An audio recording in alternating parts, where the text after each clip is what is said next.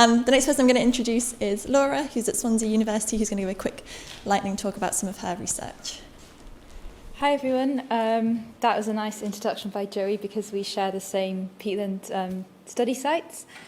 So I actually submitted my PhD last month and I have my Viva next month.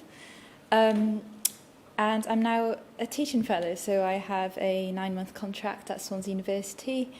And yeah, I'll take you through a bit about my PhD.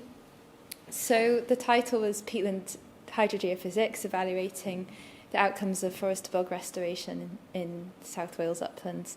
So I looked at hydrological behaviour, hydrological function, and then also subsurface structure. So my interest is the structural changes to the peatland subsurface due to forestry, and then how effective forest-to-bog restoration is.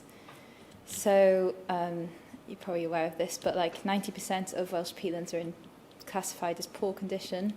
There's a need to better understand emerging forest-to-bog restoration interventions like ground smoothing and stump flipping have been subject to quite limited study in the scheme of things. And also geophysical techniques have rarely been utilised or explored. So I use ground penetrating radar to do this, and also time domain reflectometry. So electromagnetic techniques. So challenges and opportunities.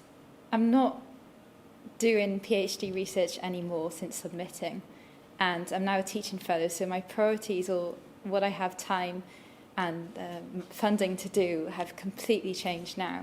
So this is a challenge. I have my thesis written, but I haven't had any publications from it yet, haven't attempted any. But I know this is really important if I want to make an impact and also potentially continue my career in academia, if that's what I decide to do.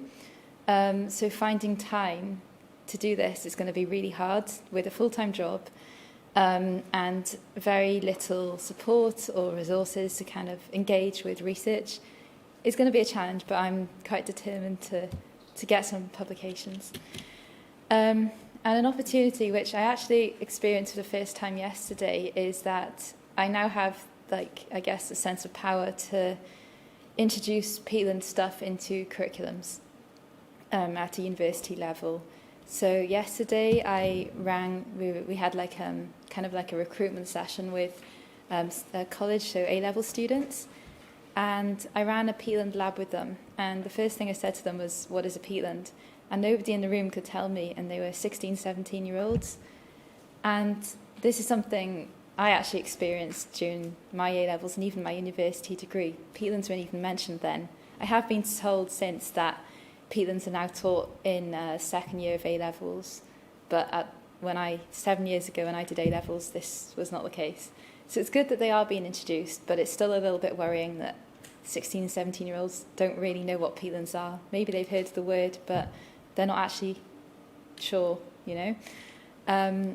So one thing I want to do during my role is to introduce peatland education to be stronger in Swansea University undergraduate degrees.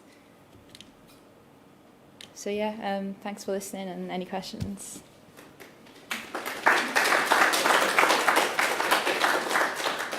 Awesome, thank you, Laura. Does anyone have any questions for Laura? Yeah. So you were saying that it's not currently on the curriculum. At what point were you introduced to peatlands during your academic journey? PhD. Yeah, so I did my undergrad at Reading, and then the same summer I started my PhD, but I didn't have a peatland background at all. I knew vaguely what peatlands were, but I didn't have a peatland. So I was really thrown in the deep end. It was quite intense. But I do believe that now, as I said, now with A-levels, it is in the curriculum, but just 7 years ago, it wasn't. Do we have any more questions for Laura? Anyone here? Hi. People that sort of don't know about peatlands can sometimes find them quite sort of uninspiring to look at. What do you think the best ways to bring people towards them are? Because obviously we know the benefits they bring, but without the background, what do you think the best way is to sort of get people, and how would you do that in your curriculum planning? Yeah, I agree with what you're saying, that peatlands are nice to look at.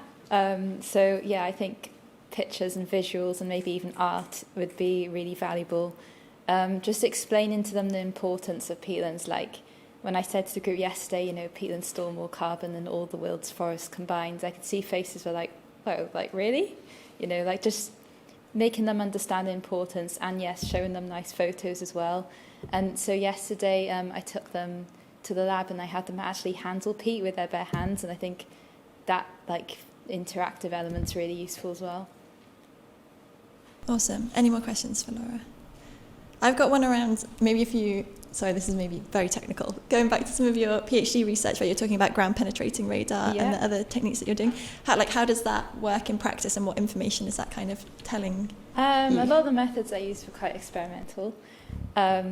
And I do actually have a poster upstairs, so that has lots of detail, but essentially with ground penetrating radar, it involves dragging the antenna along the peatland surface, and then that transmits an electromagnetic wave into the subsurface, and you record the reflected signal.